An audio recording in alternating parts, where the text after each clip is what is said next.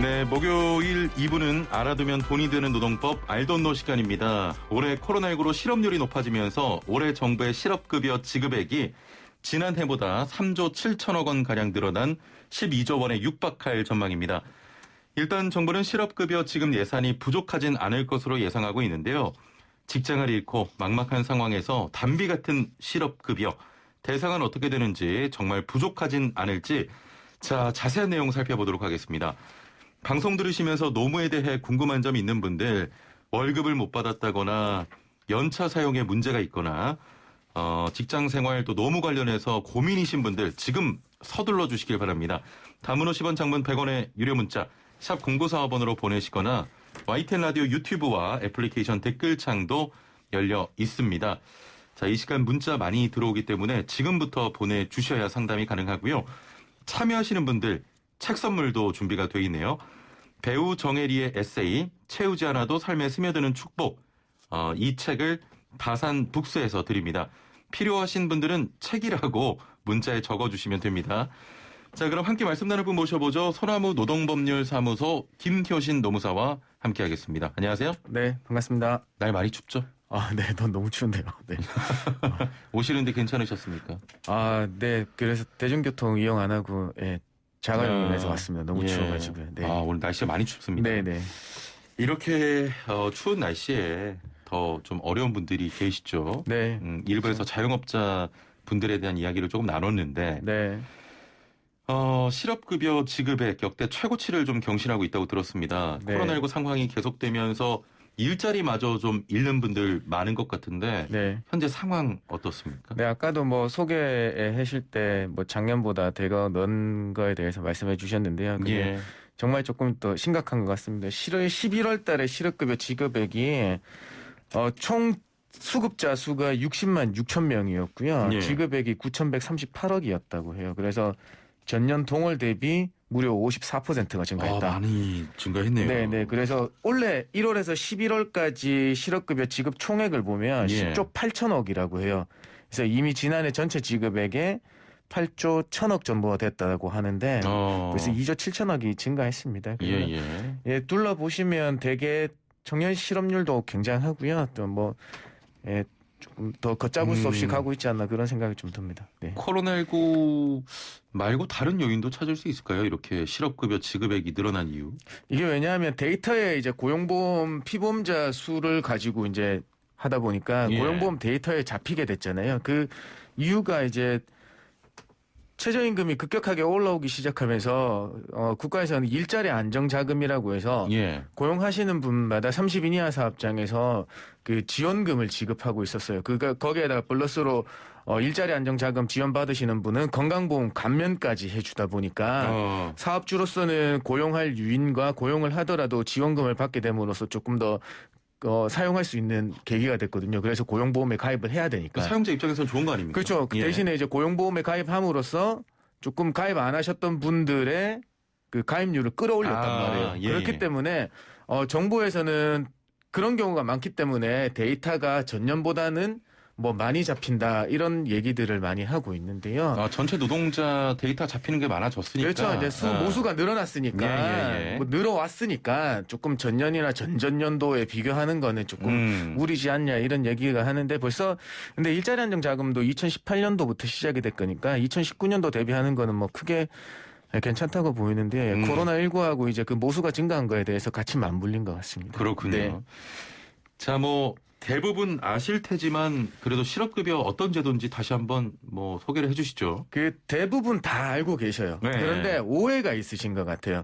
실업급여라고 하니까 일자리를 잃기만 하면 이제 주는 거, 받는 거, 받을 수 있다. 그렇게 아시는 분들 많아요. 아시는 분들이 많으세요. 그런데 정확하게 재취업 활동하는 기간에 실업했으니까 생계 불안이 오는 걸 막아주겠다는 거거든요. 그래서 이 말은 뭐냐 하면 실업했다고 주는 위로금이나 아니면 고용보험을 이제껏 가입해 줬으니까 그 보험료에 대한 그 대가로 지급되는 거다라는 건 아니라는 말씀이시죠. 그 말씀은 재취업 활동을 해야 된다 이거군요. 그렇죠.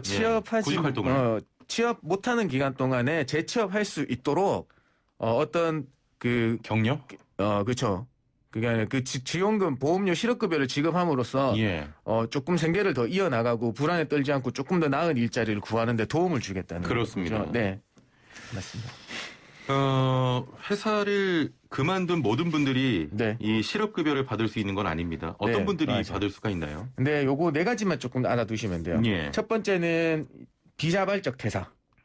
예, 그다음에 이게 구직급여 수급 실업급여 급여 수급 요건에 제일 중요한 거예요. 비자발적 내 의사의 자진 퇴사하지 않아야 된다. 예, 예. 그다음에 두 번째는 그 회사 그만두기 전 18개월 동안 고용보험 가입 기간이 180일 이상이어야 된다라는 예. 거고요. 이 180일 이상이라는 의미는 그 유급 인정일만 된다라는 겁니다. 그 다음에 취업하지 못한 상태에 있어야 되고 적극적인 재취업 노력을 해야 된다라는 예. 네 가지가 있는데요. 대신에 자발적으로 그만두시더라도 실업급여 자격이 인정되는 경우가 있어요. 중요한 거 몇 가지만 알려드리면 임금체불로 퇴사하시거나 아니면 성희롱이나 직장 내 괴롭힘으로 퇴사하신 경우, 예. 그다음에 권고사직 우리가 많이 알고 계시는 예, 예. 권고사직이나 사업장 이전했는데 왕복 3시간 이상 걸릴 경우, 예, 그다음에 정년이나 계약 기간 만료했을 때가 그렇습니다. 가장 대표적인 예입니다. 예, 예. 자, 노무 상담 계속 받고 있습니다. 단문 50원, 장문 100원의 유료 문자 샵 0945번으로 보내주시면 저희가 잠시 뒤에 상담 바로 이어가도록 하겠습니다. 자, 그렇다면 그 실업급여를 받을 수 있는 자격을 먼저 확인하고 그것이 인정되면 재취업 활동을 증명하고 네, 그렇게 되면 실업급여가 지급된다는 것인데 맞습니다. 실업급여 얼마나 받을 수가 있는 겁니까? 이거는 이제 퇴직 전 평균임금이라는 평균임금의 60% 곱하기 소정급여일수인데요. 예. 평균임금이라는 거는 퇴직 전 3개월간의 임금 총액을 그 달의 총일수, 3개월간의 역일상 총일수로 나눠준 건데요. 근데 상한액과 하한액이 있어요. 상한액은 올해 기준으로 66,000원, 하한액은 1일 6120원이거든요. 예. 여기에다가 아까 말씀드린 소정급여일수를 곱해주게 되는데 이 소정급여일수는 퇴직 당시 연령하고 근무 기간으로 조합으로 이루어집니다. 그래서 예전에는 30세 미만과 여러 연령대 10년 단위로 연령대가 세분화되어 있었는데요. 지금은 딱 2분화되어 있습니다. 50세 미만과 50세 이상. 이라서요. 최소 120일부터 최대 270일까지 소정급여일수를 인정해주고 있습니다. 그러면 이 실업급여도 사람마다 다릅니까? 네, 그렇죠. 50세 미만이면서 근속기간이 가입기간이 짧으면 이제 최소는 120일인 거예요. 예를 들어서 이런 거예요. 그냥 만 28세의 직원이 한 8개월 일하다 퇴사했다. 그러면은 구직급여 일수는 120일 정도 받을 수 있는 거예요. 네. 실업급여 받는 횟수도 제한이 있나요? 지금 현재는 없습니다. 계속 받을 수가 있어요? 그렇죠. 그래서 이게 반복수급의 문제점이 굉장히 많은 걸 이게 인식을 하고 있어요. 정부에서도. 그래서 지난 국정감사 때 데이터가 있더라고요. 그 보니까 5년 동안 5회 이상 반복해서 실업급여를 받은 사람이 무려 13,000명 정도 되고요.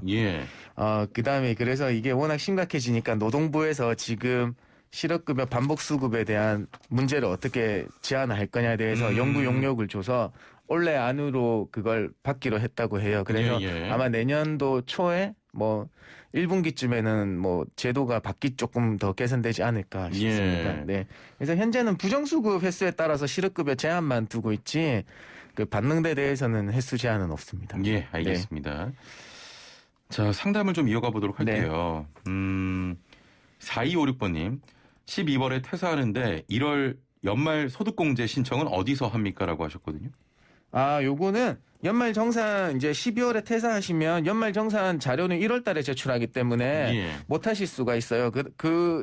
그렇게 위해서 우리는 중도정산 소득세를 매기게 되거든요. 그러니까 연중에 나가시는 분들은 연말정산이 아니고 중도정산 소득세를 하게 돼요. 네. 그렇기 때문에 거기에 대한 원천징수 영수증을 받아서 환급을 해야 되냐 추가징수 더 내야 되는 걸 알 수 있습니다. 회사에서 그냥 네, 그렇죠. 연말정산이 아니고 중도정산 소득세라는 걸 반영을 해주기 때문에 그게 이루어집니다. 연말정산이 아니에요, 이건. 네. 그렇군요. 네네. 알겠습니다. 3359번님, 퇴직 후 곧바로 임시 아르바이트를 며칠간 다닐 경우 실업급여를 받을 수 있는지 궁금하네요. 라고 하셨네요. 네, 그렇죠. 왜냐하면 퇴직하고 나서 왜냐하면 뭐 이거는 실업급여 수급 작용이 인정된다고 보고요. 아르바이트해서 소득이 발생하면 재취업이 된 걸로 보기 때문에 예. 그 기간이 얼마나 될지 모르겠지만은 예, 실업급여는 받으실 수 없는 거죠. 임시로 아르바이트를 잠깐 한다 하더라도 네, 네. 실업급여는 네. 못 받는다. 그렇죠. 이제 이런 거예요. 이거는 이제 이전 직장하고 예. 이전 직장에서 퇴사하고 나서 소득이 없으면 실업급여 신청해서 받으시면 되는데 이전 예. 직장 퇴사하고 나서 곧바로 알바를 하셔가지고 고용보험에 가입하시게 되고 그 알바를 그만두시게 되는 게 자진퇴사의 형태를 띠게 되면 예. 못 받는다 이거예요.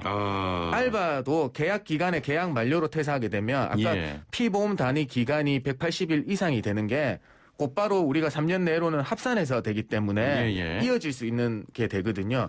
그래서 임시 알바가 계약 기간 만료로 인한 걸로 뭐 확정을 하시고 신청을 하시면 이어져서 된다.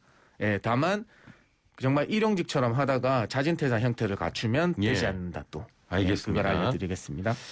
자, 노무상담 계속 이어가 보겠습니다. 단문 50원, 장문 100원의 유료 문자 샵 0945번으로 보내주시길 바라고요. 참여하시는 분들 중에 책 선물 또 준비되어 있습니다.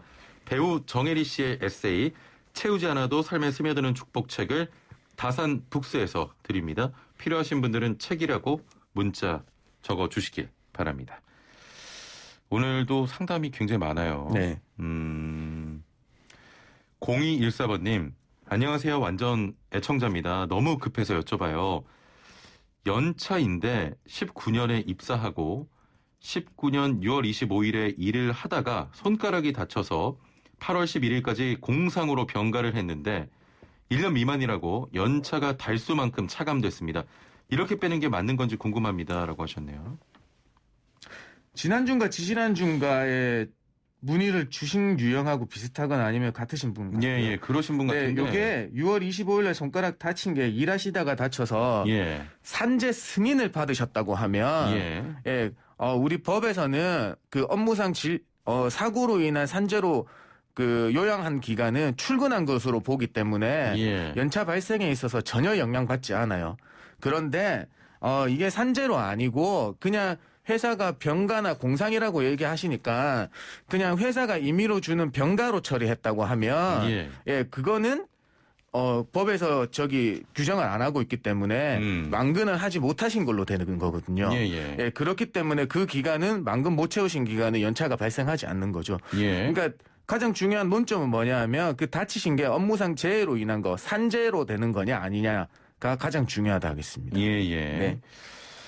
4562번님, 실업급여 수령의 횟수를 정해야 될 것 같습니다. 요즘 들리는 이야기는 젊은 친구들 6개월만 근무하고 실업급여 받게 해달라고 소란을 피운다고 하는데 실제로 이런 경우도 있습니까? 네, 맞습니다. 왜냐하면 실업급여 하니까 아까도 오해라고 말씀드렸잖아요. 그냥 회사를 그만두기만 하면 받는 걸로 인식이 되다 보니까 당연히 나가시면서 실업급여 받게 해달라고 자진퇴사하시면서도 조금 말씀하시는 경우들이 있어서 서로 간에 조금 분란이 좀 생기더라고요. 그래서 조금 좋은 제도들이 조금 더 개선되고 그런 제도들이 다시 나왔으면 좀 좋겠습니다. 그렇습니다. 2410번님, 연차도 없고 1년에 휴가 이틀인데 8개월 동안 공휴일 빼고 2일 쉬었습니다. 이게 가능합니까? 연차가 없다는 게 라는 사연이네요. 연차 없는 경우에는 4인 이하 사업장에서만 가능한 얘기예요. 5인 이상이 근로자 5인 이상이 되면 연차는 없다는 건 하는 거는 법을 어기고 있는 경우에 해당되는 거고요. 그다음에 휴가 2일, 공휴일 빼고 2일 하셨으면 결국에는 근로계약서를 쓰시거나 하셨으면 그게 근로시간 대비 급여가 제대로 책정되어 있는지 확인하며 해보면 될 거고요. 그마저 근로계약서도 없다고 하면 총 일한 시간 대비 월 급여가 제대로 받았는지 그래서 그게 최저임금에 위반되지 않는지를 판단해서 법 위반 여부를 살펴봐야 되는 겁니다. 네. 8개월 동안 공휴일 빼고 이틀 쉬었다고 하시네요. 네, 너무 혹독하게 일하셨는데 아무래도 그러려면 5인이냐 4인이냐 여기에서 아마 엄청난 차이가 발생할 것 같습니다. 8259번님, 5인 미만 사업장입니다. 코로나 휴원으로 무급으로 쉬고 있는 4대 보험 직원에게 줄 수 있는 정부 지원책이 있을까요? 너무 미안하네요. 라고 하셨네요. 아이고 또 마음 따뜻한 사장님이십니다. 왜냐하면 5인 미만 사업장에서는 휴업수당에 대한 지급 의무가 없죠. 그래서 예. 무급으로 하고 있는데요. 정부 지원은 뭐 계속 소개해드렸는데 고용유지 지원금 같은 경우에도 휴업수당을 지급하고 그 지급한 거에 대한 일정 비율을 지원해 주는 거란 말입니다. 예. 그러면 그걸 하고 무급으로 했을 때 그 무급에 대한 50만 원씩 지원하게 되는데요. 예. 이 경우에는 어떤 회사에서의 금전적인 지원이 없었기 때문에 현재로서는 지금 지원할 수 해드리는 제도가 없습니다. 네. 알겠습니다. 네. 6675번님, 저는 일하는 곳에서 프리랜서로 일하면서 3.3% 세금만 떼고 급여를 받습니다. 저는 연말정산 따로 안 하고 내년 5월에 종합소득세 신고를 하면 되나요? 급여는 월 120만 원입니다.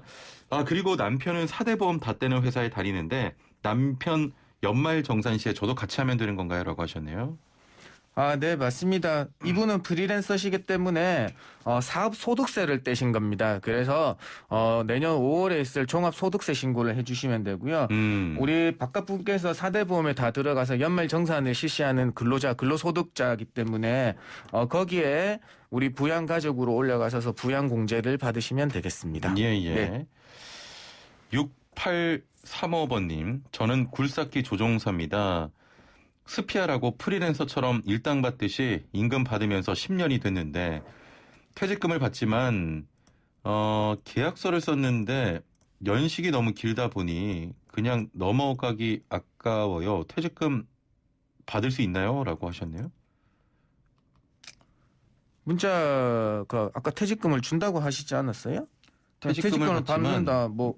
근데 그냥 그거는 대충 나머지 그 마지막 질문에서 퇴직금 받으실 수 있는가요? 응답을 퇴직금 받지 않기로 했대요. 계약서에. 받지 않기로 하셨다고요? 예, 계약서에.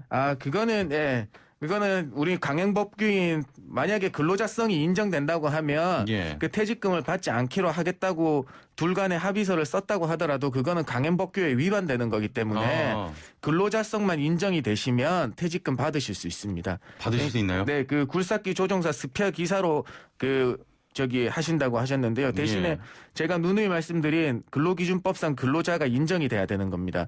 출퇴근 시간이 정해져 있고, 그다음에 그 근로의 대가로 보수를 지급받고 이런 여러 가지 한 10가지 정도의 근로자성 판단 지표에 대해서 그 판단을 해서 인정을 받으셔야 되는 거거든요. 그러니까 그게 인정이 되면 퇴직금 그 합의서 썼다고 해도 당연히 퇴직금 받으실 수 있습니다. 다행입니다. 네. 이게 3699번님도 같은 사연이었어요. 회사 다닌 지 12년 됐었는데 네. 계약서 작성할 때 퇴직금 없는 걸로 작성을 했는데 퇴직금 받을 방법 없나요? 4대 보험 미가입이라고 하셨는데 근로자성 인정되면 그렇죠. 받을 수가 있습니다. 네, 4대 보험 미가입하고 왜냐하면 노동법은 그 실질을 따지기 때문에요. 그 계약의 형식이 프리랜서 업무 도급 계약에 전혀 구애받지 않습니다. 실질이 우리 근로자성에 인정된다고만 하면 퇴직금 받으실 수 있습니다. 예. 네. 아니 오늘 이게 문자가 너무 많이 와요. 상담 문자 많이 오는데 특집으로 가시죠. 이제 그대로 그냥 계속 이어서. 아니 슬라생 이거 1시간 부족하다니까. 2시간 늘려야 돼 이거. 둘둘 17번님. 네. 권고 사직돼서 실업급여 한 달 받고 이후 아르바이트로 취업해 3주 근무 적성에 맞지 않아서 자진 퇴사했습니다. 이럴 경우 실업급여 받을 수 있나요? 라고 하셨네요. 아니죠. 실업급여 받으셨다가 알바 취업하셔가지고 지금 자진 퇴사하셨는데 일정 요건이 충족되면 그 실업급여 받다가 한 달 받다가 했으니까 조기 재취업 수당도 받으실 수 있었는데 금방 나오셨으니까 그것도 안 되고요. 지금 자진 퇴사하셨으니까 되지는 않습니다. 이번에는 실업급여 받을 수 없는. 그렇죠. 비자발적 퇴사에 해당돼야 되는데요. 자진 퇴사시기 때문에. 네. 2897 짧게 답변 부탁드리겠습니다. 제 아내는 아파트 청소원으로 일하다가 주민으로부터 모욕적인 대우를 여러 번 받아서 못 견디고 그만뒀는데 고용보험을 받으려면 어떤 방법이 있나요? 하셨거든요. 이 경우는 직장 내 괴롭힘에 해당되지도 않는 것 같고, 왜냐하면 이게 주민은 제3자이기 때문에 그런 경우거든요. 조금 다른 경우를 생각하셔서 이건 왜냐하면 어쨌든 비자발적에 해당될 요지도 보이기 때문에 회사하고 조금 더 상의를 해서 이직 확인서를 그쪽으로 좀 내주시는 걸로 좀 조치를 부탁해 보시면 되겠습니다. 알겠습니다. 네. 오늘 말씀 여기까지 듣죠. 감사합니다. 네, 고맙습니다. 네, 소나무 노동법률사무소 김효신 노무사와 함께했습니다.